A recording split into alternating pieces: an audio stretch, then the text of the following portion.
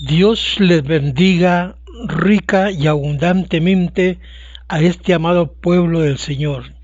Hoy quiero invitarlos para que podamos escudriñar o estudiar lo que grandes teólogos han discutido sobre la permanencia del ser humano después de la muerte. ¿Qué dice la Biblia con respecto a estas cosas?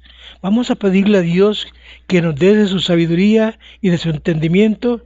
Yo quiero invitarlos a cada uno de vosotros para que conmigo escudriñen el tema de este momento. Lo que vamos a grabar, lo grabaremos en el nombre del Padre, del Hijo y del Espíritu Santo, bajo la guianza poderosa de su palabra y el Espíritu de Dios que está sobre nosotros. El tema de hoy es: para mí el vivir es Cristo. Quiero invitarlo para que vaya a Filipenses capítulo 1, versículo 21 al 23. Allí en Lucas, en el capítulo 16 de Lucas, versículo 19 al 31. En Filipenses capítulo 2, Filipenses capítulo 1 de Filipenses, versículo 24-25. Primera Tesalonicenses capítulo 4, versos 17. Primera de Corintios capítulo 15, versículos 51-52. Y San Juan 14, 17. El 14, 27 de San Juan. Los teólogos han discutido este tema que vamos a tocar, pero yo me baso a lo que las escrituras me enseñan. Pablo dijo: para mí el vivir es Cristo. ¿Cómo es o el estado después de muerto del ser humano? Si hay conciencia en el hombre o si no hay conciencia.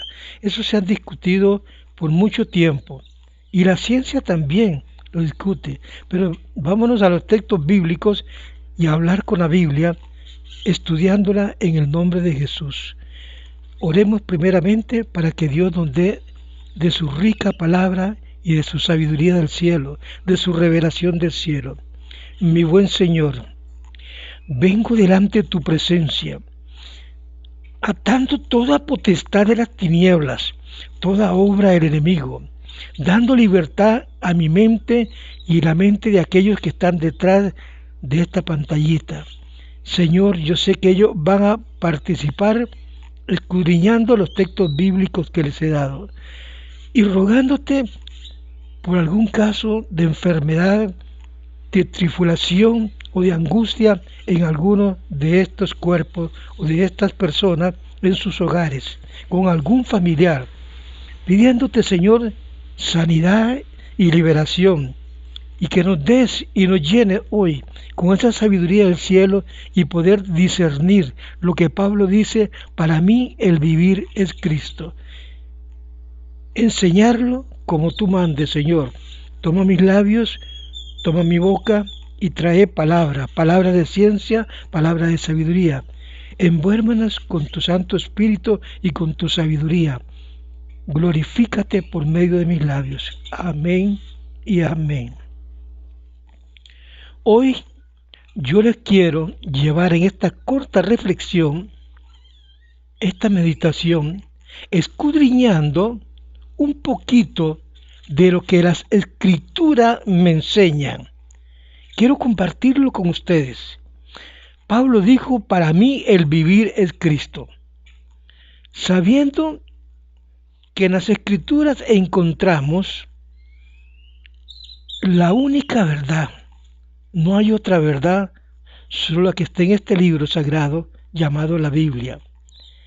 Allí nos enseña, escudriñando un poquito, y sabemos del retorno del Mesías a la tierra.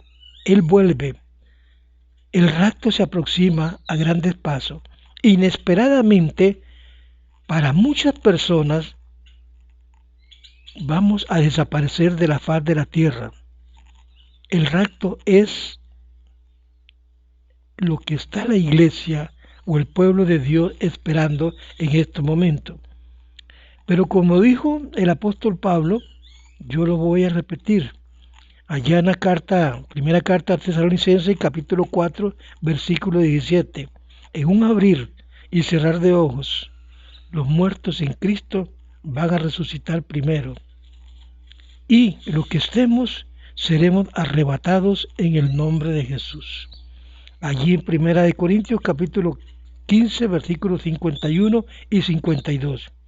Pero yo no voy a hablar hoy de estas cosas, no, del arrebatamiento, no. Lo que voy a hablar son usar las palabras de aquella parábola que usó el maestro allá en Lucas 16, versículos 19 al 31. El maestro Jesucristo, en aquella parábola del rico y Lázaro, nos explica, les explicó a los apóstoles y hoy nos explica a nosotros de cómo vivía el rico y cómo vivía Lázaro. Ustedes ya han leído esa parábola y se dan cuenta, mientras uno vivía en opulencia, malgastando todo y tratando a Lázaro como era Lázaro por diosero y mendigaba de la mesa, de las cosas que caían de la mesa del rico, pues él se gastaba en estas cosas como hacen a veces muchas personas. Y lo que sucede en esto es lo que nos llama poderosamente la atención. Si usted lo ha leído se dará cuenta que los dos mueren. El mendigo fue llevado inmediatamente por los ángeles a los senos de Abraham, al paraíso. Ahí fue llevado. Y usted se dará cuenta dónde fue el rico. El rico fue sepultado. Y cuando el rico despierta, se encuentra en un lugar que se llama Hades, en lugar de tormento. Ahí se encontró él. Y cuando se vio allí, asombrado, asustado, pegó gritos, porque allá al frente, a lo lejos, se miraba a Abraham y al rico gozándose en el paraíso, cuando el paraíso estaba terrenal. Escúcheme bien esto. Él le pega un grito y le dice: Padre Abraham, socorrerme, que me estoy quemando. Estaba en un lugar de tormento llamada Hades. Dando voces desesperado, llama a Abraham: ten misericordia de mí. Lucas 16, versículos 19 al 31. Escúcheme bien esto. Quiero decirles que dónde estaba el rico y dónde estaba Lázaro. Lázaro no se comunicó con el rico. En cambio, el rico sí, en ese lugar de tormento, por toda la vida de maldad que había llevado aquí en la tierra, estaba allí sufriendo. Y pedía a gritos que lo socorrieran, que le dejara a Lázaro mojarse por lo menos los dedos y se lo pasara por la boca, que mandara a Lázaro a la casa de él, a los hermanos de él, para que los hermanos de él no fueran al lugar donde él estaba, allí a fuego lento, un lugar de tormento. Espero en el Señor que nosotros podamos entender esta parábola y ponerla en nuestra propia vida, en lo que está pasando en nuestra vida. Quiero que leas lo que Pablo nos enseña en Filipenses, en el capítulo 1, versículo 21 al 23, y vamos a comprender lo que la Biblia, lo que la palabra nos enseña sobre el estado del ser humano cuando muere, después de la muerte. ¿Qué dijo Pablo? Pablo usa estas palabras: porque para mí el vivir es Cristo y el morir es ganancia. Para mí el vivir es Cristo y el morir es ganancia, dice Pablo. Bueno, el vivir para nosotros es Cristo. Cristo te da la paz, Cristo te da la tranquilidad, pero seguimos viviendo en este cuerpo de carne. Al vivir nosotros en Él vivimos tranquilamente, pero hay tentaciones y vienen acechanzas del enemigo porque estamos en esta materia llamada cuerpo, llamada carne. Allá en San Juan, en el capítulo 14, versículo 27, el Señor, cuando quedamos aquí en la tierra, y aunque estemos en este cuerpo humano, Él dice allí en San Juan 14, 27, mi paso dejo, mi paso doy, yo no la doy como el mundo la da, porque muchos hoy sufren, y sufren grandes trifulcas, y se encierran en sí mismos en estar sufriendo y pasando grandes calamidades o pobrezas. Y esto no es de Dios, porque aunque nosotros estemos en esta carne, somos hijos de Dios, somos pueblo de Dios. Entonces para nosotros el vivir es Cristo, con paz y tranquilidad, porque así lo dice, lo registra Juan 14, 27. Él nos da esa paz y nuestra tranquilidad. Y el morir, escúcheme bien esto, el morir es ganancia, dijo Pablo. Pablo sabía que el vivir en este cuerpo iba a pasar por grandes tribulaciones, por grandes problemas, porque iba a ser tentado sin cesar por Satanás, que lo iba a provocar en todo. Y tenemos grandes ejemplos de lo que el apóstol Pablo pasó en este cuerpo terrenal. Fue tentado, fue provocado por el enemigo. Y tenemos esos ejemplos. Óigame bien, Pablo dijo que para él era una gran beneficio o ganancia, como usted quiera llamarle, el vivir en este cuerpo. ¿Por qué? Porque él en este cuerpo le ponía todo al servicio de Dios.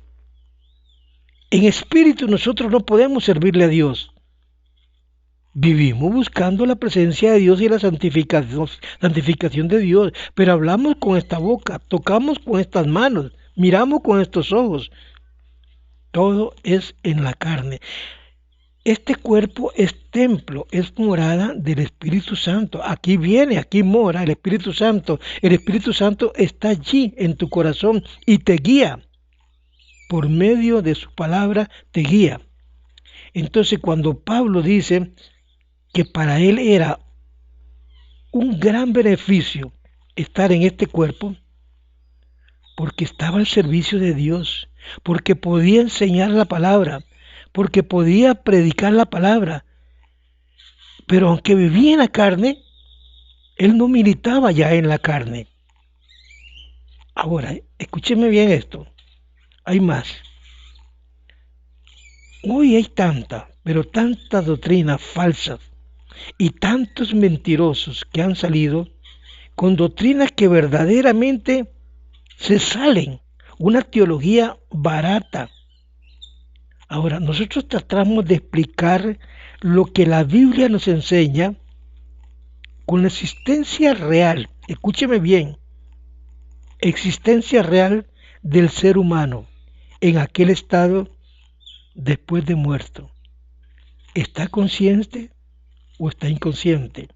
Bueno, la Biblia registra, el rico reconoció desde el lugar donde estaba, reconoció llamando a Lázaro y llamando a Abraham que lo socorrieran, que lo sustentaran con un poquito de agua. Allí tenía conciencia.